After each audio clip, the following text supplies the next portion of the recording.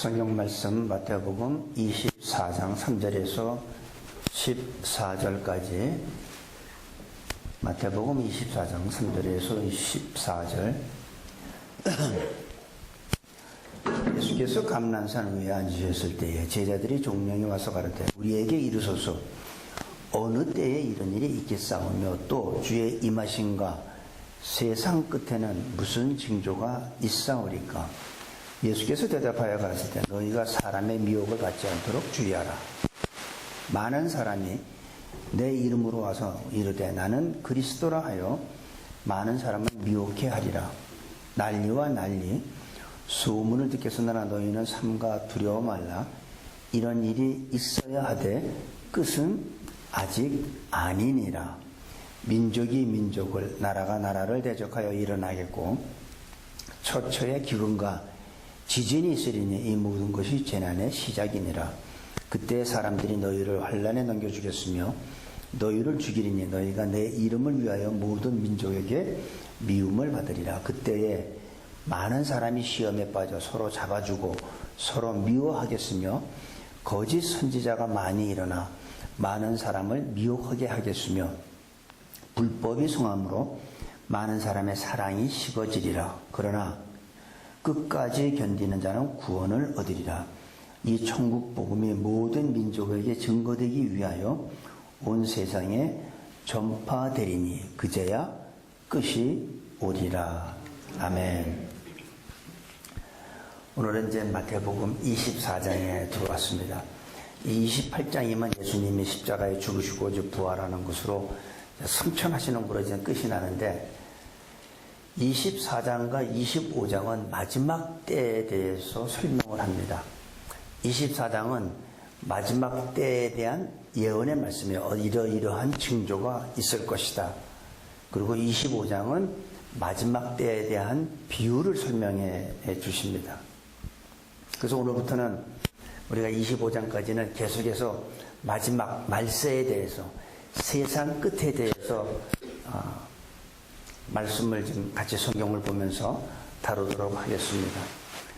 또 이것만 듣는 사람들은 새누리교회는 종말론만 또 취급하는 거로 생각할 텐데 지금 24장, 25장이 바로 그런 거를 다룹니다. 대부분 사람들은 미래에 대해서 굉장히 관심이 많습니다. 내 미래는 어떤 일이 일어날까? 과연 기독교인들이 말하는 이 세상 끝은 있는가? 종말은 있는가? 종말 때 만약에 종말이 있다면 언제 어떻게 일어날까? 지구와 이 우주는 정말로 끝이 있는가? 라고 사람들이 생각을 많이 하죠. 그런데 시작이 있는 것 같이 끝은 있습니다. 내가 세상에 태어나는 시간이 있듯이 죽는 순간이 반드시 있습니다. 이 세상이 시작한 때가 있는 것 같이 반드시 끝나는 때도 있습니다. 종말은 있는데 이 종말은 두 가지로 봐야 돼요. 하나는 개인적인 종말. 세상은 있어도 내가 죽으면 종말인 거예요. 그리고 또 하나 종말은 우주적인 종말입니다. 우주 만물에 끝이 나는 우주적인 종말이 있습니다. 그런데 우리가 오늘 말씀을 보니까 예수님께서 마지막 때에 내 이름으로 자기가 자칭 그리스도라 하는 사람들이 많이 나타나서 미혹한다고 합니다. 어떻게 해서 이단이 생기냐면 하나님의 말씀을 자기 마음대로 사사로이 해석을 하기 때문에 이단이 생기는 거예요. 여러분 베드로후서 1장 20절 한번 21절 이렇게 두 절을 보면 이런 말이 있습니다. 385페이지인데 먼저 알 것은 경의 모든 예언은 사사로이 풀 것이 아니니 사사로이 풀지 말라고 그랬습니다. 예언은 언제든지 사람의 뜻으로 낸 것이 아니요 오직 성령의 감동하심을 입은 사람들이 하나님께 받아 말한 것입니다. 그래서 이 하나님의 말씀, 하나님의 말씀은 사사로이 풀면 안 됩니다. 사사로이 푸는 자들이 바로 이단이 되는 거예요. 종말은 반드시 있습니다. 근데 내가 죽으면 끝이면 얼마나 좋겠어요. 내가 죽은 다음에 끝이 아니라 천국과 지옥이 나를 기다리고 있어요. 믿는 자는 천국 갈 거고 믿지 않는 자는 당연히 지옥 가겠죠. 어떤 사람들은 이런 얘기를 굉장히 싫어하는데 내가 싫어하고 좋아하고 관계없이 존재합니다. 내가 인정한다고 해서 있고 내가 부정한다고 해서 없으면 얼마나 좋겠습니까?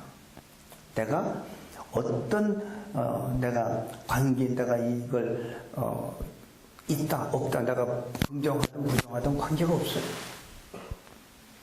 그래서 오늘 24장에 대해서는 마지막 예언, 예수님은 이 말씀을 하시고 결국은 이제 붙잡혀서 십자가에 죽으시고 부활하는 것으로 끝나요. 그러니까 마지막 예수님의 말씀이에요. 구약에 있는 모든 예언을 보면 구약의 예언은 메시아가 오신다는 예언이죠. 그리고 신약의 예언은 앞으로 재림하실 예수님에 대해서 설명하고 있습니다. 근데 잘못된 영을 받은 사람들이 다시 오시는 예수님을 갖다가 자기 마음대로 잘못 해석해서 영적으로 많은 혼란을 주고 있습니다. 예수님이 언제 오실까요? 모르죠. 아무도 몰라요. 근데 어떤 사람들은 예수님이 몇 년, 몇 월, 며칠 날 온다고 딱 얘기하죠. 그게 바로 잘못된 영입니다. 성령 받은 사람들은 그렇게 말하진 않아요. 왜? 성경은 그렇게 말씀하고 있지 않습니다. 여러분, 우리 마태복음 24장, 그 뒤에 페이지 한번 보세요. 36절. 그러나 그날과 그때는 아무도 모르나니 하늘의 천사들도 아들도 모르고 오직 아버지만 아십니다. 그때는 아무도 몰라요. 근데 분명한 건 분명히 다시 오신다는 거죠. 근데 우리는 언제 오시는지 모르는 거죠. 우리가 예배 드리는 예배 가운데 오실 수도 있고 내일 아침 새벽 기도 가운데 오실 수도 있어요. 분명한 건 오실 날이 가까웠는데 우리는 그때가 언젠지 모른다는 거죠. 그래서 우리가 미혹당하지 않으려면 성경을 많이 알아야 돼요. 성경의 마지막 때 어떤 징조가 있고 어떤 상황이 벌어지는지 우리가 알아야지 때를 준비하죠. 24장에서 참 마지막 때를 이런 징조가 있을 것이다라고 세상 끝에는 이런 징조가 있다라는 것을 오늘 예수님이 자세하게 말씀해 주시니까 오늘 우리는 24장을 공부하면서 우리도 마지막 때를 정말 이제 경건하고 두렵고 떨리는 마음으로 준비해야 합니다. 대부분 이 신비 체험을 했다는 사람들, 신비로운 어떤 영적 체험을 했다는 사람들이 주님이 오시는 날짜를 얘기 잘하죠. 그거는 성령 체험했다고 우리가 볼 수가 없어요. 왜냐하면 성경은 예수님이 재림하는 그때를 성경도 말씀하지 않았어요. 근데 어떻게 알겠어요? 그래서 이단에는 크게 두 가지 이단이 있습니다. 첫째, 주님이 오시는 날짜를 정확하게 얘기하는 이단이 있고 또 다른 이단은 주님의 재림이 없다고 말하는 이단이 있어요. 그래도 주님이 온다고 날짜를 얘기하는 이단이 좀 나아요. 주님이 없다고 얘기하는 이단은 뭐예요? 주님이 재림하지 않는다는 얘기는 그 말 속에는 심판이 없다는 거죠. 우리가 죽은 다음에는 종말 다음에는 성경은 심판이 있다고 얘기를 하고 있습니다. 주님이 안 온다면 심판이 없다는 얘기죠. 심판이 없다는 건 천국과 지옥이 없다는 얘기고. 그래서 주님의 재림이 없다는 그 주장하는 그들이 더 악한 이단입니다. 여러분 베드로 아까 우리가 베드로 후서 봤죠? 거기 잠깐 다시 한번 가보겠습니다. 베드로 후서 3장으로 가보세요. 3장 3절 먼저 이것을 알지니 말세에 기롱하는 자들이 와서 자기의 정욕을 쫓아 행하며 기롱하여 가로되 주의 강림하신다는 약속이 어디 있느뇨? 조상들이 잔으로부터 만물이 처음 창조할 때와 같이 있다 하니. 지금 예수님의 재림, 예수님의 강림하심이 어디 있냐고 지금 이렇게 주장하는 사람들이 있습니다. 그런데 처음에 하나님께서 세상을 심판할 때는 물로 심판했죠. 두 번째는 물이 아니에요. 불로 심판해요. 그 밑에 6절, 7절을 볼게요. 이로 말미암아 그때 세상은 물의 넘침으로 멸망하였으되 이제 하늘과 땅은 그 동일한 말씀으로 불사르기 위하여 간수된 바 되었다. 처음에는 물로 심판했지만 이제는 물이 아니라 불사르기 위해서. 성경은 그날이 언젠지 모르지만 분명한 것은 그날이 도적같이 온다고 데살로니가전서 5장에 보면 나와 있습니다. 그날이 도적같이 오기 때문에 결단코 피하지 못합니다. 그렇기 때문에 우리는 몰라요. 그러니까 날짜를 얘기하는 사람은 이 성경에 근거해서 성령 체험했다고 볼 수가 없죠. 물론 하나님은 살아계신 분이고 나도 살아있고 나하고 하나님하고 영적인 교통이 있을 수 있습니다.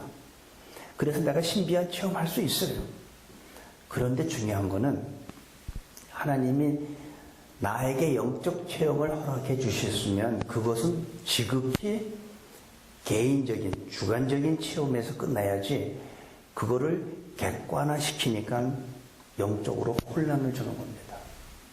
여러분, 하나님이 저한테 오늘 저녁에 저한테 어떤 계시를 주시고 예언을 주시면 그거는 저한테 해당되는 거예요. 여러분한테 제가 그걸 똑같이 적용할 수가 없다는 거죠. 주관적인 계시와 객관적인 계시가 있는데 주관적인 계시는 지금도 주세요. 그런데 객관적인 계시는 성경으로 이미 끝났어요. 그런데 사람들은 성경에서는 그날과 그 시를 모르고 하늘의 천사들도 모르는데 자기들이 안다고 얘기하잖아요. 얼마나 잘못됐습니까? 3절에서 5절 다시 한번 볼게요. 예수께서 감난산 위에 앉으셨을 때 제자들이 종령이 와서 가로되. 지금 예수님이 요 전에 무슨 말씀하셨냐면 예루살렘 성이 돌 하나도 남지 않고 다 파괴된다고 그랬어요. 다 무너진다고. 그러니까 제자들이 이제 감난산, 예루살렘 성을 이렇게 볼 수 있는 감난산에 와서 예수님 앞에 좀 두렵고 떨리는 마음으로 종령이 와서 질문을 합니다. 예수님, 그러면 언제 그런 일이 있겠습니까? 그리고 또 주의 임하심과 세상 끝에는 무슨 일이 있겠습니까? 하고 제자들이 두렵고 떨리는 마음으로 질문을 하는 거예요. 그러니까 예수님이 4절에서 답변합니다. 너희가 사람을 미혹을 받지 않도록 주의하라. 그러니까 첫 번째 오는 징조가 뭐냐면 악한 영이 사람들을 미혹하기 시작해요. 그게 첫 번째 징조예요. 그러면서 5절에 보니까 많은 사람이 내 이름으로 와서 나는 그리스도라 하여 많은 사람을 미혹해 하리라. 다 죽었죠.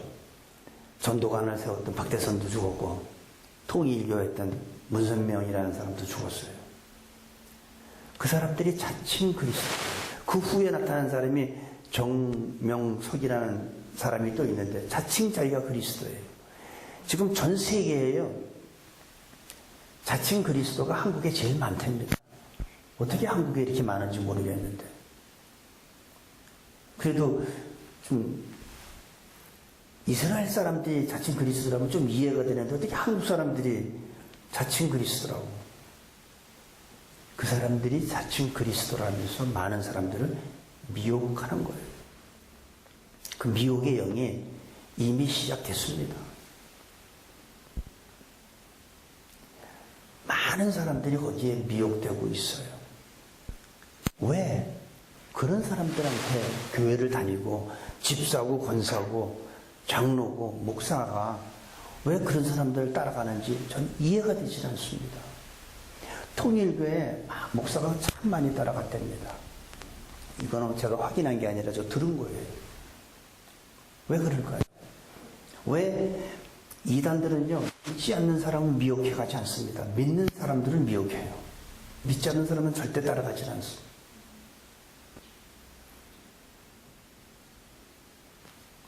왜 거기 따라갈까요? 구원이 흔들리기 때문에 그래요. 혹시 거기 가면 내가 구원의 확신을 갖지 않을까? 혹시 여기 가면 그렇지 않을까? 자기 구원이 흔들리기 때문에, 확신이 없기 때문에 따라가는 거예요. 여러분한테는 이 시간 한번 스스로 한번 질문해 보세요. 나는 구원의 확신이 분명한가? 나의 구원은 무슨 일이 있어도 어떤 환난과 혼란이 오고 내가 암에 걸리고 내 가정이 내가 비즈니스가 파산이 되고 내 집사람들이 내 가족이 나를 떠난다, 욕같이 떠난다 해도 나의 구원은 흔들리지 않는가? 하나님이 나를 구원한 그 구원에 대해서 진짜 확신이 있는가 하는 것을 한번 우리 생각해 볼 필요가 있습니다. 대부분 자기의 구원이 흔들리기 때문에 그 사람들 따라가는 거예요. 거기 가면 내가 좀 더 나을까? 예수님은 마지막 때에 미혹의 영들이 나타나서 사람들의 신앙을 영적으로 방어하게 만든다는 것이 첫 번째 징조입니다. 우리는 자신의 구원을 이 시간 다시 한번 확인해 보아야 합니다. 어떤 상황에서도 하나님의 나를 구원하셨다는 그 믿음이 흔들리면 안 되는 거예요. 나의 구원이 진정으로 예수 그리스도로 말미암았는지 확인해 볼 필요가 있습니다. 글쎄 요즘에는 내가 성경을 잘 안 보고 확신이 없습니까? 바로 그런 분들. 저는 우리 교회가 지금 이제 성경 공부 시작하고 이제 제자 훈련 같은 것도 시작하는데 예수님 믿는 거로서 끝나지 마세요. 훈련 받으세요. 훈련 받고 일주일에 한 번 예배 드리는 신앙, 성경 말씀도 안 보는 신앙, 기도도 안 하는 신앙, 그 신앙을 누가 보장할 수 있습니까? 분명한 거는 나한테 정말 예수 그리스도로 말미암아 이 받은 구원이라는 것이 흔들리지 않는 신앙을 가지려면 우리 공부하고 훈련 받아야 돼요. 그렇지 않으면 나는 흔들릴 수밖에 없습니다. 내가 받은 이 구원이 얼마나 귀한 건지 여러분이 받은 구원이 귀하다고 생각합니까? 그 귀한 구원을 남한테 전달하지 않고는 견딜 수 없는 구원입니까? 아니면 나 혼자 구원받은 거로 만족하는 구원입니까? 그거 한번 생각해 보세요. 내가 받은 이 귀한 구원을 나 혼자 간직하기엔 너무나 아깝기 때문에 다른 사람한테 꼭 전해야 될 수 있는 그런 구원인지 아니면 나 혼자 구원받은 거로 만족하는 구원인지 생각해 보시기를 바랍니다. 견딜 수 없는 마음. 내가 예수를 전하지 않으면 안 된다. 나는 무슨 일이 있어도 예수님을 증거해야겠다라는 불타온 마음이 그게 바로 전도고 그게 바로 선교라고 저는 생각합니다. 6절에서 8절 읽겠습니다. 난리와 난리 소문을 듣겠으나 너희는 삼가 두려워 말라. 이런 일이 있어야 하되 끝은 아직 아니니라. 민족이 민족을, 나라가 나라를 대적하여 일어나겠고 처처의 기근과 지진이 있으리니 이 모든 것이 재난의 시작이니라. 이게 참 무서운 얘기죠. 이런 것이 이때 이게 끝이 아니라 재난의 시작이랍니다. 요 마지막 때를 좀 생각하려면 지금 여기서 재난 받기 전에 우리가 조금 요 마지막 때를 좀 이렇게 세분화시키면 예수님이 공중으로 데살로니가서 4장에 보면 천사장의 나팔 소리로 먼저 구름 위로 우리가 끌어올려 가요. 휴거가 되죠. 그리고 땅에 남은 자들은 재난의 시작이 되는 거예요. 그래서 휴거다는 내용은 여기 대붕에만 빠졌는데 사실은 그거 조금 세분화시키면 그런 사건이 있습니다. 여기에 보니까 두 번째로 나타나는 징조가 말세에는 민족과 민족이 싸운대요. 모든 민족이 독립하기 위해서 내전이 벌어져. 지금도 시리아에 보면 내전이 오래가고 있죠. 많은 사람들이 죽고 난민들이 배를 타고 여기저기 헤매고 있잖아요. 이게 성경에 예언된 거예요. 민족과 민족이, 나라와 나라. 여러분 옛날 구소련 여러분 아시죠? 어린 사람들은 모르지만 나이 같은 사람들은 알잖아요. 소련이 어떻게 없어졌습니까? 누가 미국하고 전쟁한 거 아니잖아요. 각 그 민족이 독립을 했기 때문에 우즈베키스탄, 카자흐스탄, 무슨 탄 해가지고 다 독립해가지고 지금은 소련이라는 나라가 없잖아요. 지금은 이제 러시아라고만 하죠. 전 세계는 겉으로는 보면 지금이 가장 평화로운 것 같지만 많은 민족과 민족이 나라와 나라가 전쟁을 한다는 게 성경의 예언이에요. 요즘에 상황을 보면 심각한 기근과 지진이 있다고 그래요. 한국의 경주의 지진, 그게 참 신라 때부터 있던 건데, 그게 근래 지진으로 해서 얼마나 많이 무너졌습니까? 지붕이 다 깨지고. 지진이 앞으로 더 심할 것 같아요. 여기에 그때의 사람들이 이 모든 것이 재난의 시작이 됐어요. 민족이 민족을, 나라가 나라를 대적하여 일어나고 처처의 기근과 지진이 있으리니 앞으로 더 많은 지진과 기근과 난리와 전쟁이 있을 것입니다. 어떤 면에서 보면 지금 현재가 종말의 마지막 말기라고 우리가 생각할 수 있을 정도예요. 진짜 예수님이 곧 오실 것 같은 그런 어떤 의미가 있습니다. 요즘에 세상을 보면 도덕적 차락은 말할 것도 없고 전쟁의 위험은 날로 심각하고 있어요. 한국을 보면 북한의 그 김정은은 그걸 뭐라고 의학적인 용어로 해야 될지 모르지만 자기 고모부 죽이더니 이제는 자기 형까지 죽이고 무슨 그 사이코패스 같이. 한국은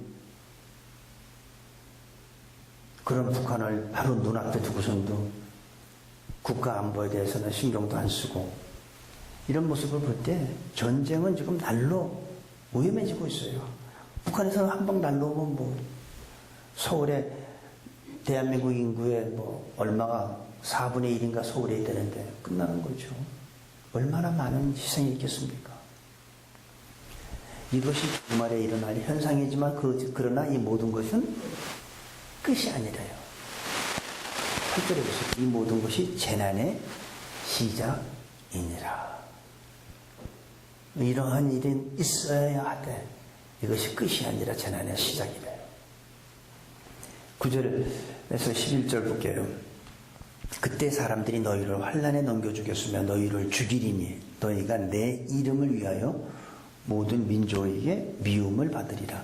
예수님 이름 때문에 모든 민족한테 미움을 받게 됩니다. 그때 많은 사람이 시험에 빠져 서로 잡아주고 서로 미워하겠으며 거짓 선지자가 많이 일어나 많은 사람을 미혹하게 하겠으며 세 번째 징조는 이제 내면적인 겁니다. 예수 믿는다고 이제 핍박을 받기 시작하는 거예요. 우리가 사는 이 미국은 아직까지는 괜찮지만 날이 갈수록 기독교가 핍박을 받기 시작하고 있습니다. 학교에서 기도하자고 그러면 안 된대요. 미국도 서서히 전 세계적으로 신앙의 자유가 있는 나라가 여러분 많지 않습니다. 곳곳에서 불교 국가에서는 불교한테 기독교가 핍박받죠. 무슬림 국가에서는 얼마나 또 기독교인들이 처형을 당하고 교회가 불살라지고 참 무서운 일들이 많이 벌어지고 있습니다. 예수님의 이름 때문에 핍박받고 있는 거예요. 신앙의 자유가 있는 나라가 그렇게 많지 않아요. 지금 미국도 자꾸 신앙의 자유가 없어집니다. 기독교 국가가 이제는 기독교 국가가 아니에요. 왜 그랬을까요? 악한 영이 거짓 선지자들을 만들어 놓고 자꾸 미혹해가지고. 그런데 마지막 때 여러분 무슨 징조가 나오냐면 그리스도인끼리 서로 고발하고 서로 잡아주는 거예요. 이게 믿음에서 떠나면서 많은 그리스도인끼리 서로가 고발을 해. 서로 잡아줘요. 이게 이런 시험 드는 일이 있습니다. 거짓 선지자들이 나타나서 교회와 성도들을 미혹합니다. 거짓 선지자들은 아주 광명의 천사의 탈을 쓰고 나타나서 그 사람들의 특징이 뭔지 아세요? 거짓 선지자의 특징은 기성교회를 비판합니다. 물론 기성교회가 비판받을 일들을 많이 하고 있습니다. 그런데 그들의 비판은 의도적으로 기성교회를 파괴시키려고 하는 비판이에요. 진짜 무엇을 잘못해서 비판받을 일을 해서 비판하는 거는 건전하죠. 근데 그 교회를 파괴하기 위해서. 그러니까 여러분들은 어느 단체든 어떤 사람이든 기성교회를 비판하는 데는 가지 마세요. 그거는 거짓 선지자일 확률이 높기 때문입니다. 이 거짓 선지자의 특징은 뭐냐면 자기들만이 특별 계시를 받았다고 얘기를 많이 합니다. 모세가 시내산에서 하나님한테 계시를 받으니까 자기들도 지리산에 올라가고 또 무슨 속리산에 올라가고 자기가 특별 계시를 받았다고. 그런 사람들이 있어요.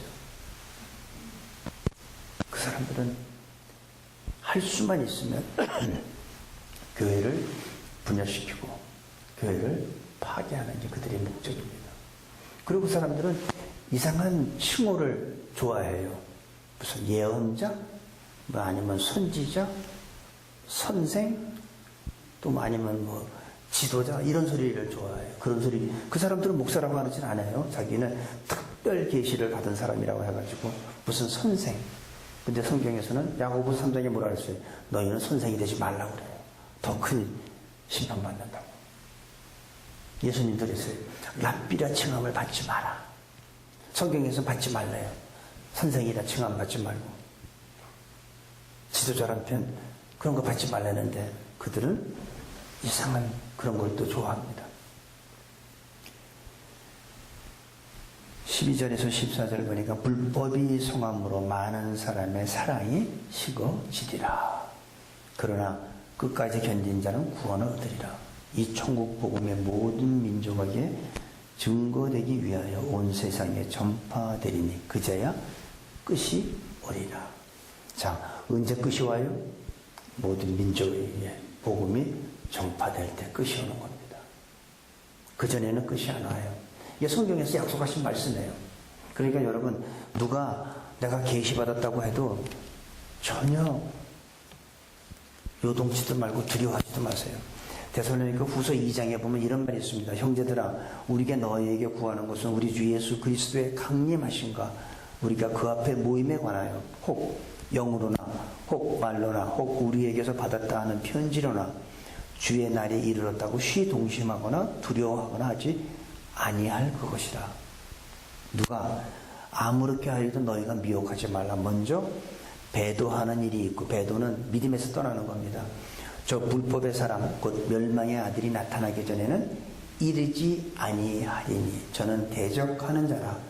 범사에 일컫는 하나님이나 숭배함을 받는 자 위에 뛰어나 자존하여 하나님 성전에 앉아 자기를 거둬 하나님이라 하느니라. 그러니까 예수님이 오시려면 적그리스도가 먼저 나타나야 된다는 얘기예요. 복음이 세상 끝까지 전파돼야 된다는 얘기예요. 여러분들은 누가 내가 특별 계시를 받았다고 해도 거기에 흔들리지 마세요. 우리가 해야 될 일은 뭐겠어요? 이 마지막 14절의 말씀에 근거하면 우리가 해야 될 일은 땅 끝까지 복음을 전파하는 일을 우리가 해야 될 사명입니다.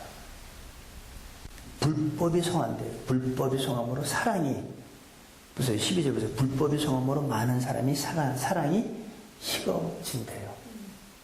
사랑이 식어지니까 이젠 뭘 요구할까요? 하나님의 은혜를 설명하지 않죠. 이제 율법을 강조하기 시작하죠. 사랑이 식어지니까 말이 많아지고 따지기 좋아하죠. 세상은 따지는 건 좋아해요. 근데 교회가 따지기 좋아. 이제 따지기 시작합니다.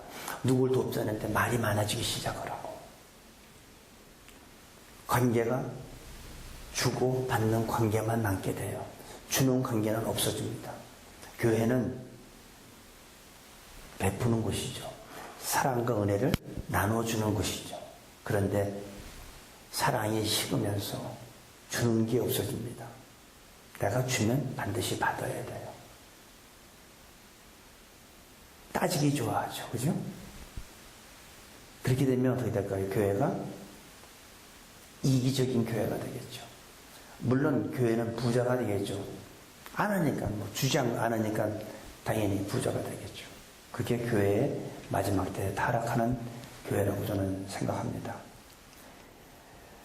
말세 마지막 징조에는 믿는 자들이 서로 잡아주고 그 다음에 사랑이 식고 불법이 성행하고 종말의 현상이 나타날 때 그러면 우리 그리스도인들은 어떻게 살아야 될까요? 이런 징조를 쭉 예수님이 말씀해 주셨는데 이런 징조가 있을 때 여러분은 어떻게 살아야 할까요? 만약에 내가 휴거되지 않았다면 나는 어떻게 살아야 될까요?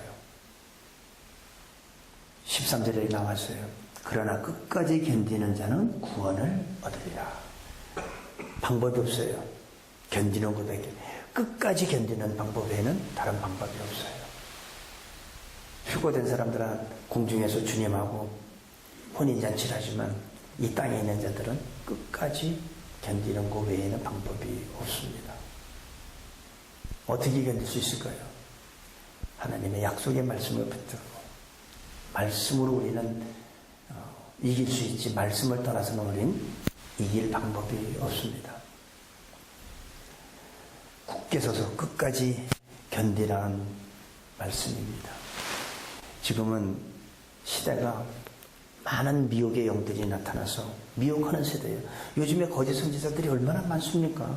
물론 무슨 교회라는 간판은 걸고 있지만 그들의 설교 속에서 천국이 있습니까? 하나님의 심판이 있나요? 천국 지옥이 없잖아요. 예수 믿으면 천국 갔는데 잘 먹고 잘 산다. 하는 일이 다 만사형통하고 건강하고 물질의 축복받고 그거 뭐예요? 우리의 소망을 하늘나라에 두는 게 아니라 땅에 두게 하잖아요. 그게 미혹하는 설교입니다. 그런 설교는 여러분 듣다가 구역질 소리 내면서 갖다 버리세요. 그런 거 들으면 안 돼요. 우리의 소망은 하늘에 있어요. 하늘나라에 있잖아요. 여러분이 예수 믿는 거 잘 먹고 잘 살고 건강하려고 믿는 거예요? 예수 안 믿어도 그건 얼마든지 잘 먹고 잘 살고 건강할 수 있어요. 근데 그런 설교는 조심하라는 거죠. 그게 바로 미혹하는 설교. 우리의 소망을 하늘나라에 두지 않고 땅에 두게 하는 겁니다. 말살 때 우리가 해야 될 일은 복음을 전하는 겁니다. 우리는 예수님 때문에 바빠야 돼요. 우리가 예수 믿으면서 한가한 건 잘못된 거예요. 복음을 모든 민족에게 전파해야 돼야지 그때 세상이 끝이 나는데 예수님 때문에 바빠야죠. 하나님 때문에 내가 사용하는 시간은 아주 가치 있는 시간이죠. 그것보다 더 귀한 시간이 어디 있어요? 물론 내 가정과 나한테 주어진 일에 내가 최선을 다해서 바쁜 것도 귀한 거지만 그것보다 더 귀한 거는 더 가치 있는 거는 하나님을 위해서 쓰는 시간이 가장 가치 있는 시간입니다. 이제는 모든 민족에게 천국 복음을 전하면 그때 끝이 온다고 했습니다. 어차피 채원이하고 민서 빼고 우리는 어차피 얼마 후에 세상을 떠날 것이잖아요. 민서하고 채원이한테까지 얘기하면 내가 몇 살인데 니들 빼고 우리는 어차피 세상 떠날 나이예요. 우리 나이 한번 계산하고 이제 인생을 정리할 때 아닌가요? 진짜 모든 민족에게 아직도 내 주위에 예수님 모르는 사람들한테 복음 전해야 되죠.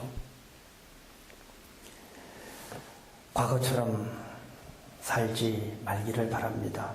이제는 마지막 때 주님을 위해 천국 복음을 전하며 살아가는 저와 우리 모두가 되시기를 간절히 축복하고 기도합니다.